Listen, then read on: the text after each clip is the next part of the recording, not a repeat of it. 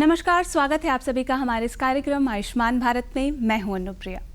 आज के समय में एक अच्छा स्वास्थ्य होना भगवान के किसी एक वरदान से कम नहीं है। मैं ऐसा इसलिए कह रही हूँ क्योंकि आज तक हम जिसे एक अच्छे स्वास्थ्य की परिभाषा समझते आ रहे थे, असल में वो परिभाषा तो कभी थी ही नहीं। सिर्फ बीमारी का ना होना एक अच्छे स्वास्थ्य का प्रतीक नहीं होता है। एक अच्छा स्वास्थ्य वो होता है जो हमारी ज़िंदगी के हर एक पहलू में हमारा साथ देता है, जैसे कि मानसिक, शारीरिक, सामाजिक एवं बौद्धिक। मैंने अपने इस कार्यक्रम में लगातार आपको स्वास्थ्य के प्रति जागरूक करने का काम किया है। मैंने हमेशा से बताया है कि एक इंसान के लिए उसका स्वास्थ्य कितना महत्वपूर्ण हो जाता है, और यही हमारे माननीय प्रधानमंत्री नरेंद्र मोदी जी भी कहते हैं। वो कहते हैं कि एक इंसान पहले स्वस्थ हो सकता है, उसके बाद आत्मनिर्भर हो सकता है। इसीलिए तो उन्होंने आयुष्मान भारत जैसी योजना की शुरुआत की, क्योंकि वो जानते हैं कि उनके देश में रहने वाले कुछ प्रतिशत लोग ऐसे हैं जो अपने स्वास्थ्य के प्रति जागरूक भी हैं, और अगर बीमार पड़ जाएं तो वो उन बीमारियों का इलाज करवाने में सक्षम भी हैं। वहीं कुछ प्रतिशत लोग ऐसे हैं जो अपनी बीमारियों का इलाज करवाने में सक्षम नहीं हैं। उन्हीं लोगों के लिए है आयुष्मान भारत योजना। मैंने हमेशा से आपको ये बताया है कि आयुष्मान भारत योजना का लाभ उठाना बहुत ही सरल है। आपको बस अपने नज़दीकी पंजीकृत अस्पताल में जाना है और वहाँ पर आपको एक गोल्डन कार्ड बनाकर दिया जाएगा, जिस कार्ड के ज़रिए आप प्रति वर्ष 5 लाख रुपए तक का इलाज मुफ्त में करवा सकते हैं। आज के इस कार्यक्रम में मैं आपको ले चलूँगी झारखंड के पश्चिम सिंहभूम के जगन्नाथपुर के सामुदायिक स्वास्थ्य केंद्र, जहां हम मिलेंगे कुछ ऐसे ही जागरूक और समझदार लोगों से जो आयुष्मान भारत योजना का लाभ उठा रहे हैं और अपनी जिंदगी से बीमारियों को दूर भगा रहे हैं। आयुष्मान भारत योजना निर्धन परिवारों को स्वास्थ्य सुरक्षा प्रदान करता है। आयुष्मान भारत योजना को प्रधानमंत्री जन आरोग्य योजना के नाम से भी जाना जाता है। यह सरकार की स्वास्थ्य सेवा में सबसे बड़ी योजना है। इस योजना के अंतर्गत परिवार के सदस्यों की संख्या एवं आयु की सीमाओं को इससे अलग रखा गया है। इस योजना से जुड़े परिवारों के सदस्यों के अस्वस्थ होने पर अस्पताल में इलाज के लिए 5 लाख रुपये के बीमा की सुविधा दी जाती है। इन दिनों सामुदायिक स्वास्थ्य केंद्र जगन्नाथपुर में भी काफ़ी भीड़ दिखाई पड़ रही है। लोग अपने निकटतम स्वास्थ्य केंद्र में आयुष्मान योजना से जुड़कर स्वास्थ्य लाभ ले रहे हैं। नमस्कार साथियों, आयुष्मान भारत कार्यक्रम में आप सभी का स्वागत है। मैं हूं मेहुल प्रसाद। आज हम आए हुए हैं सामुदायिक स्वास्थ्य केंद्र में, जहां हम बातें करेंगे यहाँ के डॉक्टर से, यहाँ के नर्स से, यहाँ के मरीजों से, और जानेंगे कि आयुष्मान कार्ड का लाभ यहाँ के लाभुक किस प्रकार उठा रहे हैं। मैं नया गांव की पोखरपी मिनोती देवी मैं बोल रही हूँ कि मेरा बेटा मैंने कमज़ोर हुआ था एडमिट हो गया, फिर थोड़ा बहुत अभी थोड़ा ठीक है।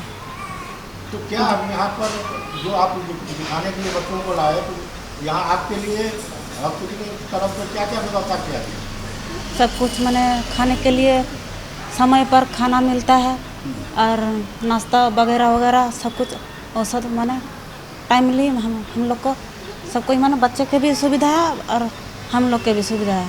दीदी, आयुष्मान कार्ड बना हुआ है आपका? जी, कार्ड बना हुआ है। हाँ। आयुष्मान कार्ड से क्या फायदा होता है, कुछ पता है? जी, क्या? मोदी सरकार सबके के लिए मैंने सुविधा की है। मैंने कितना हज़ार मिलता है बोल के बहुत अच्छा लग रहा है। अपना मन भी परिवर्तन हो रहा है, फिर बच्चा को भी मैंने देखभाल भी हो रहा है। आपका भी तो इलाज यहाँ चल रहा होगा? हाँ, जो भी जरूरत, हाँ, दवा का भी बहुत ज़रूरत मिलता है, और बच्चा का भी मैंने विटामिन सही समय पर मिलता है। इस योजना का लाभ लेकर सरकारी और निजी दोनों अस्पतालों में लाभुक मरीज अपना इलाज करा सकता है। अस्पताल में भर्ती होने से पहले का खर्च, भर्ती होने के बाद का पूरा खर्च, दवा का खर्च, खाने पीने रहने का खर्च के अलावा घर तक पहुंचाने तक का खर्च सरकार वहन करती है। मेरा नाम उर्मिला देवी है और हम बड़ानंदा की सैया हैं, और मेरा प्रखंड जगन्नाथपुर और CSC जगन्नाथपुर से है। सैया का क्या काम होता है? सैया का काम से गाँव को जागरूक करना, गाँव में जागरूकता फैलाना और गाँव को जागरूक करना, और जो भी गर्भवती महिला हो या और भी जैसे बीमार लोगों को समझा बुझा कर हॉस्पिटल में लाना है और लोगों को हॉस्पिटल से लाभ दिलाना होता है।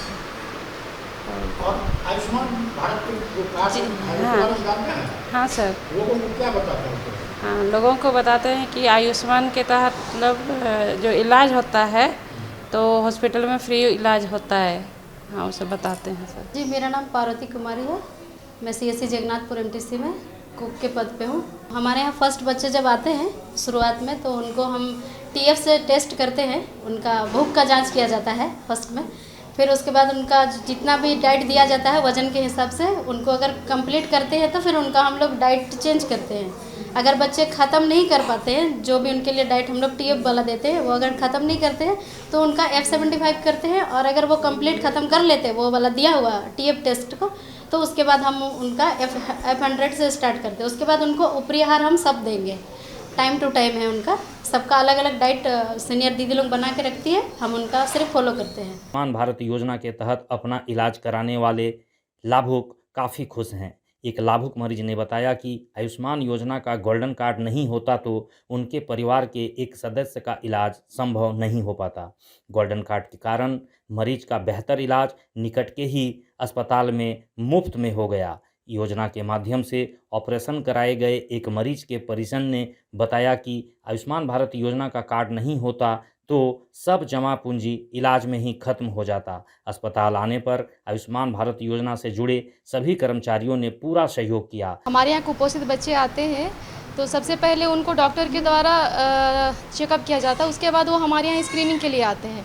हमारे यहाँ स्क्रीनिंग होता है, उसके बाद हम उन्हें एडमिट कर लेते हैं। फिर बच्चों को यहाँ पे डाइट उनका अलग दिया जाता है, बच्चों को दवाइयाँ दी जाती हैं और उनके लिए किचन, बच्चों के लिए किचन अलग से है ताकि उनको कोई इन्फेक्शन ना हो, इसलिए उनको कुक के द्वारा ही डाइट दिया जाता है।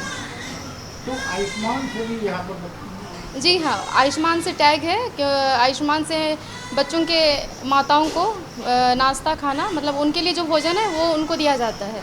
और साथ ही कुछ बच्चों के लिए एंटरटेनमेंट के लिए कुछ खिलौने हैं या कुछ भी जो कमियां होती हैं उनको उससे पूरा किया जाता है। आयुष्मान को लेकर मेरा टोटल, जैसे आपका जितने मरीज आते हैं मेरे, वो एक तरह से उसको एडमिट करके उसका उचित इलाज करके उसको फिर हम लोग सारी व्यवस्था उपलब्ध कराते हैं। जैसे कुछ दवा की कमी हो तो हम उस आयुष्मान से ही उसका कराई करके उसका इलाज करते हैं। अब यहाँ तो डॉक्टर हैं, उनको किस तरह मदद करते हैं?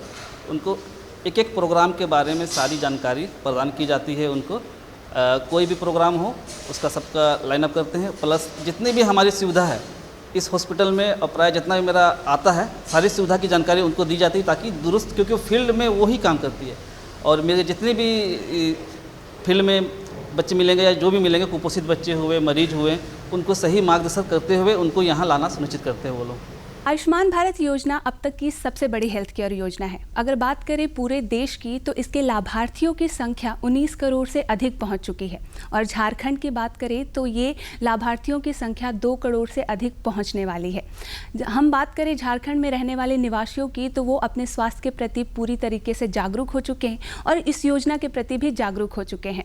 और बात करें आयुष्मान मित्र और सैया की तो वो गाँव-गाँव, प्रखंड जाकर इस योजना के प्रति लोगों को जागरूक कर रहे हैं ताकि मरीजों को इस योजना का लाभ उठाने में किसी भी तरीके की परेशानी ना हो।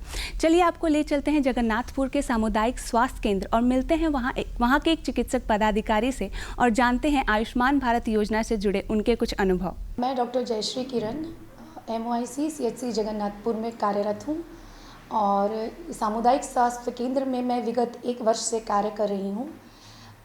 यह अस्पताल हमारा पश्चिमी सिंहभूम जिला में पड़ता है और जगन्नाथपुर का जो अस्पताल है वो 30 बेडेड हॉस्पिटल है हमारा।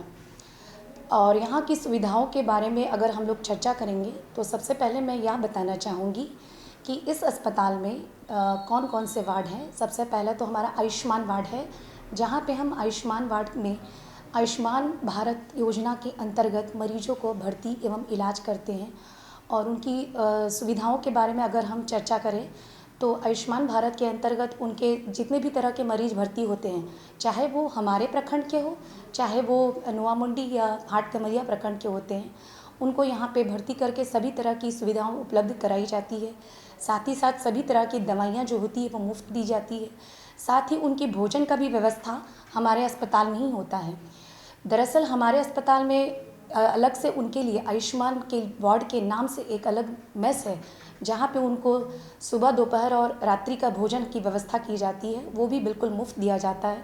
साथ ही साथ जिन मरीज़ों को हम लोग उसके अंतर्गत भर्ती करते हैं, अगर कुछ दवाइयाँ हमारे अस्पताल में उपलब्ध नहीं रहती हैं तो वो दवाइयाँ भी हम लोग स्वयं खरीद कर उनको उपलब्ध कराते हैं। मरीज़ और को कोई भी रुपए देने की ज़रूरत नहीं पड़ती है कि जिस तरह की सुविधा हम लोग यहाँ पे देते हैं वो तीनों वार्ड के लिए होता है। आयुष्मान वार्ड के अंतर्गत जो आम मरीज़ रहते हैं, जो सर्दी खांसी बुखार किसी तरह भी बीमारी, वो भर्ती रहते हैं। साथ ही साथ प्रसव कक्ष भी उपलब्ध है, जहाँ पे प्रसव की सुविधा होती है, वो भी आयुष्मान भारत के अंतर्गत ही होते हैं। उसमें प्रसव में जो भी महिलाएं भर्ती होती हैं उनको भी वही सुविधाएं दी जाती हैं जो बाकी मरीज़ों को मिलता है। साथ ही साथ हमारा यहाँ पे कुपोषण उपचार केंद्र यानी MTC का भी केंद्र है।